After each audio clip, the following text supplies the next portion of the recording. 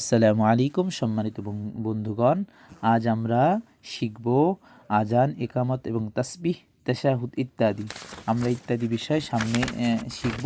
বিভিন্ন দোয়া আছে, সেই দোয়াগুলো শিখব ইনশাআল্লাহ। ধারাবাহিকভাবে আমরা আজান থেকে শুরু করব, তারপরে ধারাবাহিকভাবে আমরা পরের ক্লাসগুলো ধারাবাহিকভাবে আপলোড দিব। তাহলে আজানটা কিভাবে দিতে হয় আমরা সেগুলো দিয়ে যাব। আজান একবারে দিব, আপনারা পড়ার চেষ্টা করবেন।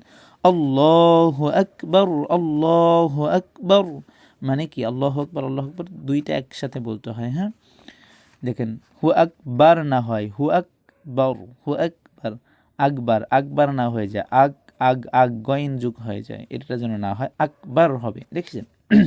আল্লাহু আকবার, আল্লাহু আকবার দুইবার বলতে হয়, দুইবার চারবার বলতে হয়। প্রথম আল্লাহ তাআলা সবচেয়ে বড়, এটা চারবার বলতে হয়। আজানের প্রথম নিয়ম আশহাদু আল্লা ইলাহা ইল্লাল্লাহ, আশহাদু আল্লা ইলাহা ইল্লাল্লাহ, আমি সাক্ষ্য দিতেছি যে আল্লাহ তাআলা ব্যতীত আর কোনো মাবুদ নেই।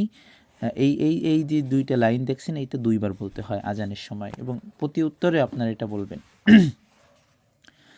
যারা আজানের উত্তর দিতে না পারেন, আমরা সামনে ক্লাসে আমরা শিখবো ইনশাল্লাহ।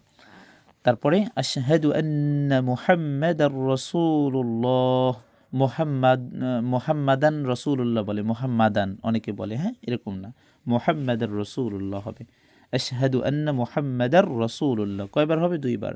অর্থ, আমি সাক্ষ্য দিতেছি যে মুহাম্মদ মুস্তাফা সাল্লাল্লাহু আলাইহি ওয়াসাল্লাম আল্লাহ তাআলার রাসূল, এটা দুইবার বলতে হবে।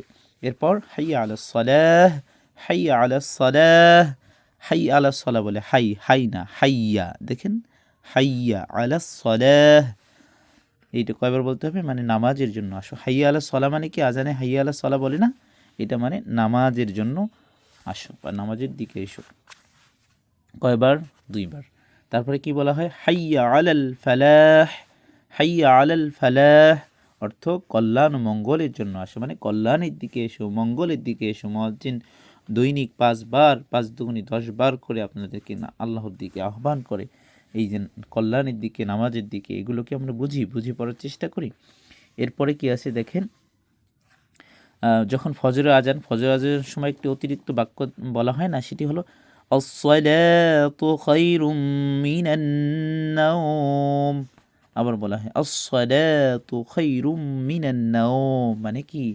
হে ঘুমিয়ে আছো যারা, তোমরা কি জানো ঘুম হইতে নামাজ উত্তম, নামাজ ভালো, নামাজ উত্তম। এটার অর্থ হলো এই। তাহলে এটা কয়বার বলতে হয়? দুইবার। অর্থ, আস-সালাতু খায়রুম মিনান নাওম মানে ঘুম থেকে নামাজ উত্তম, তাই না প্রিয় বন্ধুগণ?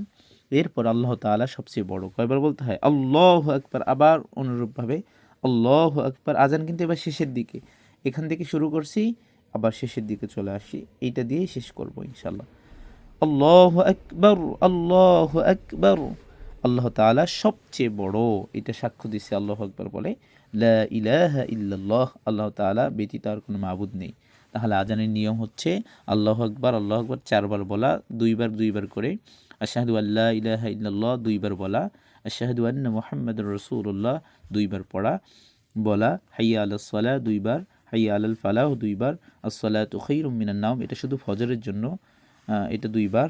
আর আল্লাহু আকবার শেষে একবার মানে দুইবার। লা ইলাহা ইল্লাল্লাহ এটা একবার বলে আজান শেষ করা। আল্লাহ রাব্বুল আলামিন আমাদের সবাইকে আজান শুনে এবং এর অর্থ বুঝে আমল করার তৌফিক দান করুন। আমিন। আসসালামু আলাইকুম ওয়া রাহমাতুল্লাহ।